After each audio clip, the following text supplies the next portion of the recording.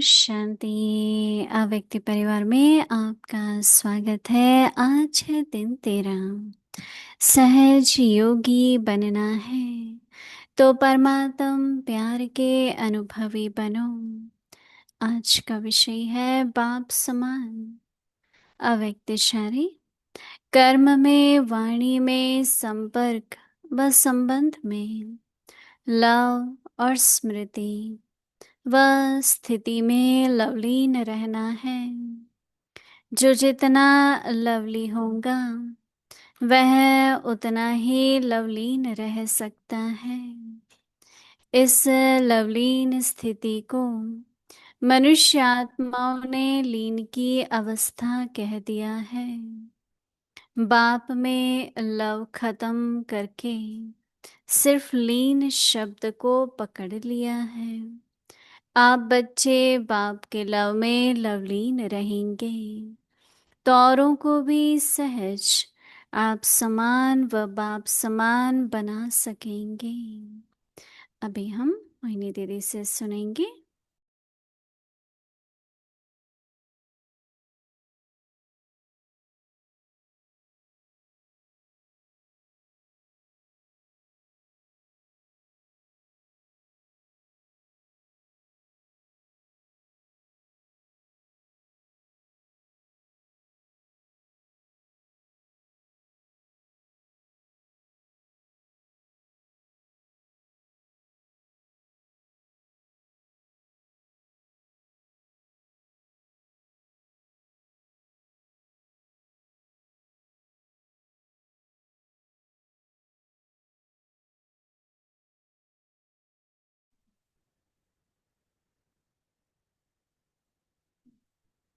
ओम शांति। सभी ठीक है? यहाँ ठीक हो सभी? बाबा के रोज अव्यक्ति अमूल्य इशारे जब सुनते हैं, उसका मनन चिंतन करते हैं, फिर प्रैक्टिकल में लाते हैं, तो मन का सोचना, बुद्धि का निर्णय करना वो रिफाइन होता जाता है। कई बार हम कोई लोगों की बातें सुनते हैं, ऐसा लगता है कि 5 साल पहले का ही सोचना है। कोई चेंज नहीं दिखाई देती है कि हमारा सोचने का तरीका रोज श्रेष्ठ होता जाए और पवित्र हो, शुद्ध हो, दूरंदेशी हो। तो जो अव्यक्त इशारे सुनते हैं, अभ्यास करते हैं, उनका सोचना बहुत श्रेष्ठ हो जाता है। उनमें श्रेष्ठ भावनाएं रहती हैं। उनकी बुद्धि जो रीजनिंग करती है, रीजनिंग करके फिर निर्णय करती है, वो फर्क दिखाई पड़ता है ना। तो हम सभी भी देख सकते हैं कि पहले मेरा सोच कैसा था, थोड़े दिन पहले तक मेरा सोच क्या था, और आजकल मेरा सोच कैसा रिफाइन हो गया ना, सूक्ष्म होगा, श्रेष्ठ होगा, बेटर होगा। परंतु जिनका ध्यान नहीं है पढ़ाई पर या धारणा पर, तो वो ऐसा ही सोचते हैं। मैंने कहा अभी तो समय बदल गया है, समय अनुसार हमको मुझ सोचना है, श्रेष्ठ सोचना है, शुद्ध हो हमारा सोचना, तो वो गुण जैसे दिखाई देने चाहिए। तो अब बात करते हैं बाप समान। तो निराकार बाप, साकार बाप, राइट, दोनों कंबाइन होते हैं तो बाप दादा होते हैं। तो हमने जो देखा साकार में बाबा को, मतलब बाप दादा को साकार में, तो बाप समान बनने का सबसे पहले तो मेरे को जो बात बहुत अच्छी लगती थी, वो बाबा सदा ही हर्षित रहते थे, मुस्कुराते थे हमेशा। आप कुछ फोटोज देखेंगे तो एक समय ऐसा आया था जब छोटी छोटी कन्याएं थी, दादियाँ, तो उनके उनके माँ बाप, उनके रिश्तेदार एक बार आए और उन्होंने सब बंद कर दिया। हाँ, और इन सबको हमें वापस ले जाना है। कोई 12 साल के थे, कोई 11 के थे, दादी प्रकाश मणि 14 की होंगी। तो वो लोग लेने आए, ये कहते हमको जाना नहीं है। उन्होंने बंद कर दिया था दरवाजा कि आप लोग अंदर नहीं जा सकते। अभी थोड़ा समय पहले ही जूडी बहन, गायत्री बहन और चार्ली भाई गए थे वहां पर। तो उन्होंने बाबा का मकान देखा, निमशान दादा, तो सब बड़े बड़े मकान थे। तो जो कुंज भवन था, तो उसका जैसे उन्होंने दरवाजे बंद कर दिए, ये लोग अंदर नहीं जा सकते। और बाबा अंदर थे, पर बाबा 5वीं मंजिल पर छत से बाबा देख रहे थे नीचे, ये सब लोग खड़े हैं, हम नहीं जाएंगे, हम नहीं जाएंगे। तो बाबा मुस्कुरा रहे हैं, ऊपर देख रहे हैं। हम लोग सोचे हमारे सामने अगर दृश्य हो, हाँ, तो कितना टेंशन हो जाएगा, कितना क्या होगा, क्या होगा। बाबा मुस्कुरा रहे थे, क्योंकि जो निश्चय है, वो जैसे बाबा का निश्चय बाबा को निश्चिंत रखता था। निश्चय में बल भी है और निश्चय में निश्चिंत, बल भी है और सफलता भी है। तो जैसे बाबा ने जो एक एक गुण था, वो जैसे एक प्रैक्टिकल में दिखाया। हर्षित रहते थे बाबा। एक बार ऐसा हुआ, कईयों में संगठन में चलना मुश्किल होता है ना, वो फिर बातों में इधर बैठेंगे तो भी बात, या सुनेंगे, जैसे एक व्यर्थ हो जाता है ना। तो पापा देखते थे कुछ ऐसे बच्चे हैं जो बस यही करते हैं। तो बाबा को पता था कि बाबा तो ये कहता था भाई माया है तो ले जाएगी इनको। तो थोड़े समय के बाद 20 के करीब बाबा के पास आए, बाबा हम थोड़ा बाहर जाना चाहते हैं। बाबा ने कहा कब जाना है बच्चों को, क्योंकि बाबा देखता था कि उनका एकाग्रता नहीं है, स्टडी पर ध्यान नहीं, जब देखो इधर बैठे बातें सुन रहे हैं। आजकल तो बहुत अलाउड है, आप लोग न्यूज़ सुनो, सबके पास रेडियो है, क्या कुछ ना कुछ। उन दिनों में तो कुछ भी अलाउड नहीं था, बाहर का कुछ पता ही नहीं रहता था। तो कैसे बाबा हर बात को, तो वो लोग आए तो बाबा ने कहा कब जाएंगे बच्चे। ऐसे बाबा ने शुभकामना दे के उनको छुट्टी दी। और तो वो लोगों ने पूछा कि आप लोग क्यों छोड़ के आए। तो उन्होंने कहा कि हम संगठन में नहीं रह पा रहे थे। पर उनका बाबा से तो बहुत प्यार था। क्यों प्यार था कि बाबा ने उनको एक बार भी ऐसे नहीं बोला कि आप लोग क्या कर रहे हो, क्यों जा रहे हो, क्या जाते हैं। बाबा ने कहा जाएंगे, आज नहीं जाएंगे, 2 साल के बाद जाना तो है ही इनको। तो कोई कोई ऐसी बातें होती थी जो बाबा की एक अचल अडोल स्थिति, कभी भी किसी बात में बाबा को डर नहीं लगा। फिर कर्म योग, बाबा आपने देखा भी होगा, नहीं दिखाते हैं, पापड़ बेल, आज पापड़ बनने हैं तो 1000 2000 पापड़ बनेंगे। तो पहले बाबा आके बैठ जाता था, पापड़ बेलता था। तो जब पापड़ बेलता था तो बाबा पापड़ बेल रहा है ऐसे करके सभी भागे भागे, तो बहुत लोग हो जाते थे। बाबा थोड़ा करके उड़ जाते थे। अनाज साफ हो रहा है तो बाबा पहले बैठे। तो जैसे बाबा ने कर्म योग में भी सिर्फ डायरेक्शन नहीं दी, लेकिन खुद भी साथ में बैठ के, हम लोगों ने अभी तक भी, यहाँ तो नहीं कर पाते हैं, वो संस्कार बाबा से लिया कि कुछ कर्म योग हमें करना ही चाहिए।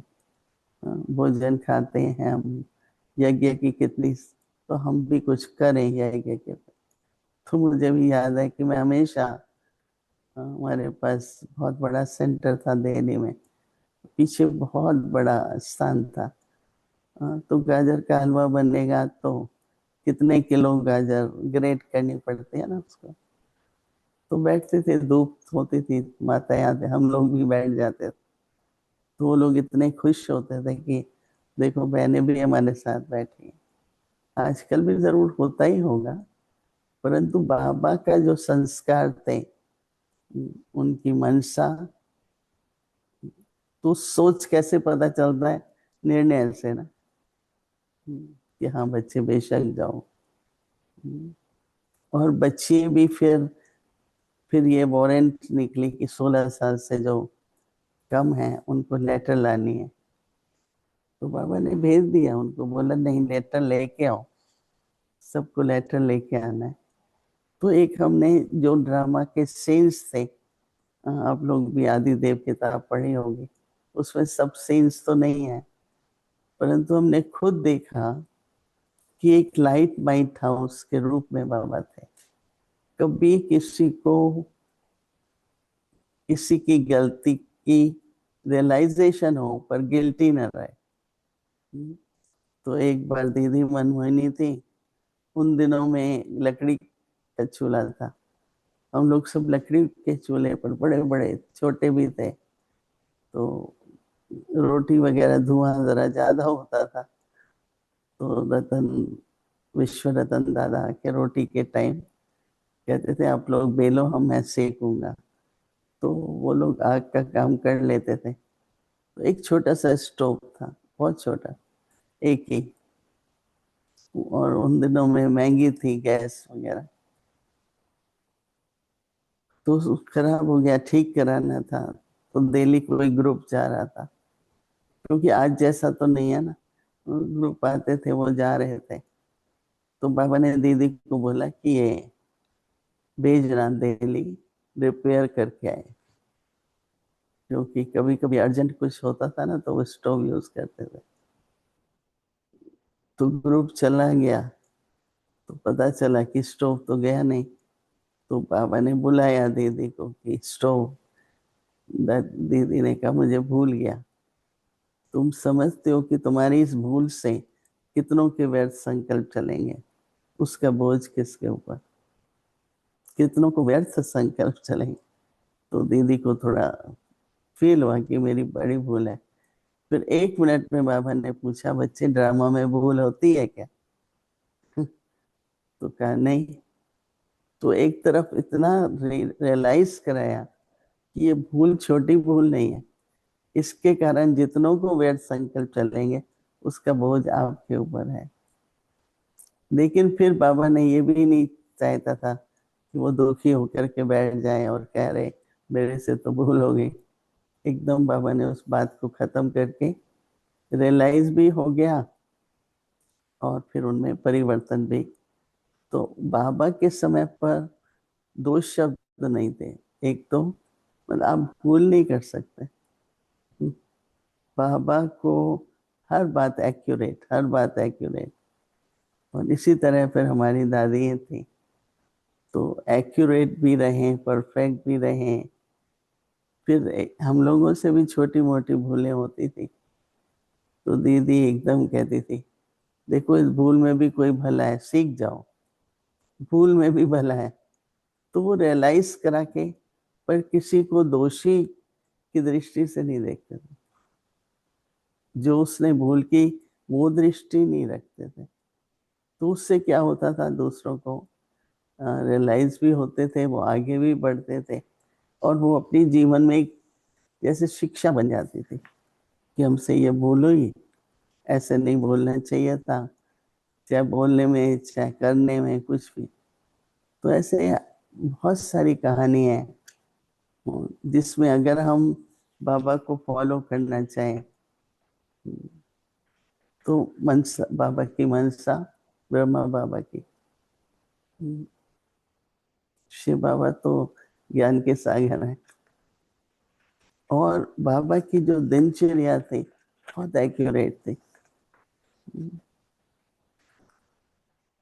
बेशक बाबा की तबीयत भी थोड़ी बहुत नीचे ऊपर होती थी, और तो बाबा मुरली पूरी होती थी, तो मामा बाबा सभी बच्चे बाबा मुरली से सीधा बाद में रूम में जाने लगे थे, पहले सीधा गेट से बाहर पैदल करें।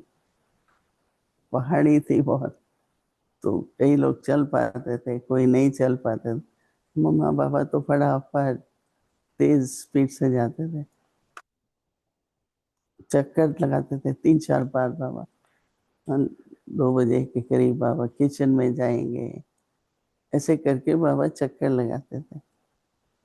तो बाबा ने कितना जीवन में, हाँ, मैं ये सोच रही थी 93 के बाबा थे, पर बाबा ने अपना मन बुद्धि तो ठीक रखा, पर तन को बहुत अच्छा रखा।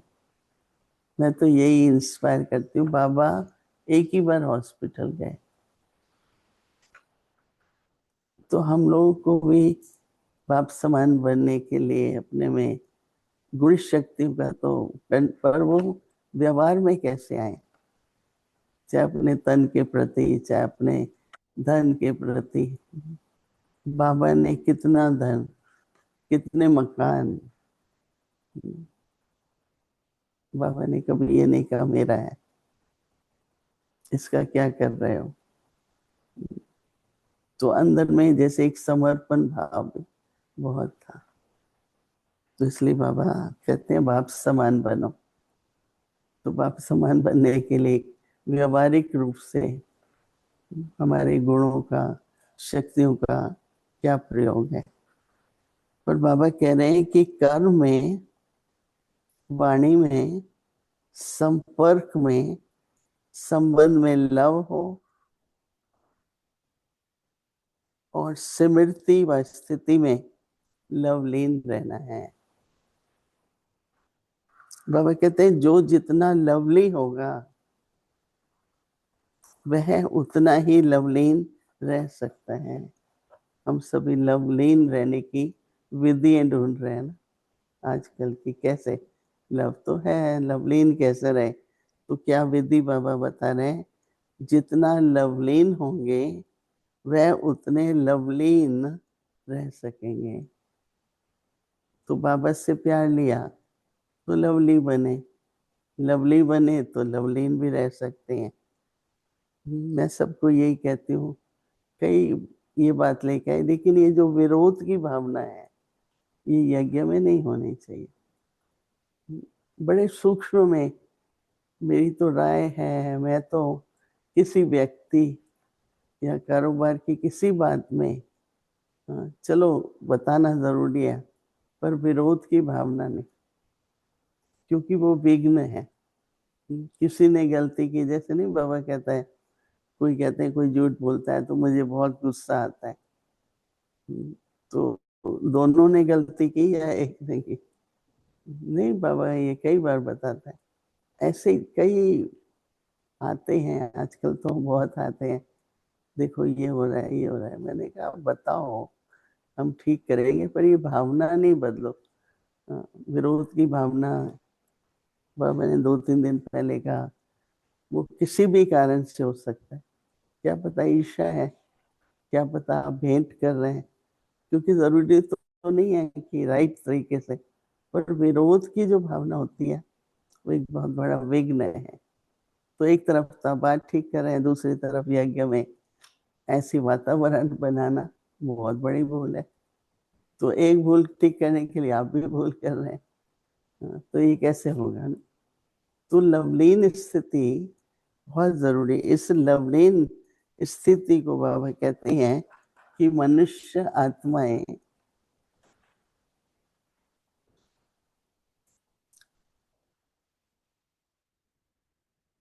इस स्थिति को आत्माओं ने लीन स्थिति कह देते हैं ना, परमात्मा में लीन हो जाते हैं। बाप में, बाबा कहते हैं बाप में लव खत्म करके सिर्फ लीन शब्द को पकड़ लिया है। कहते हैं ना ब्रह्म में लीन हो जाते हैं। आप बच्चे बाप के लव में लवलीन हो रहेंगे तो औरों को भी सहज बाप समान व आप समान, आप समान और बाप समान बना सकेंगे। शुरू शुरू में हम लोग आए तो आप समान की बात होती थी, फिर सब दीदी कहते नहीं आप समान, आप में जो कमी है वो भी उनमें रह जाएंगी, बाप समान बोलो। पहले हमेशा कहते थे कितनों को आप समान बनाए, और अभी क्या कहते हैं, कितनों को बाप समान बनाए। तो शब्दों में थोड़े सा चेंज भी आ गए हैं। तो इसलिए सभी, हमारी दादी जान की होती थी ना, कहती थी देखो बहुत कहानियां सुनाती थी। जब हमारे पास न्यूयॉर्क में आएंगी, बोला देखो अभी सुन लो कहानी है, फिर कौन सुनाएगा। क्योंकि उन्होंने तो साथ रहे ना, तो बहुत कहानियां सुनाती थी।